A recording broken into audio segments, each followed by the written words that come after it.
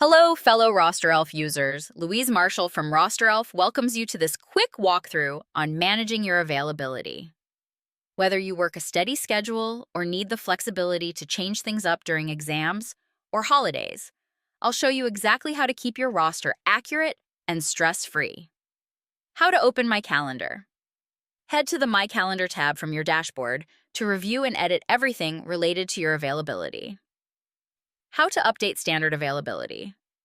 Click Manage My Availability in the top right corner of the modal to open your settings. Select the Standard Availability tab to adjust your usual working days and hours. Use the sliding bars to choose the times you can regularly work. For example, Monday to Friday, 8 a.m., 4 p.m. Press Save to lock in your choices, so every future week follows these settings unless you change them. How to create an availability block. Switch to the Availability Block tab in the same modal. Give your block a clear name such as Exam Week or Holiday Shifts. Pick the roster week it applies to, then adjust the days and hours as needed. Hit Save, and your block overrides standard availability just for that week. How to delete an availability block.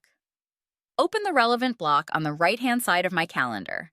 Select Delete, and your regular standard availability instantly resumes. That's all there is to it.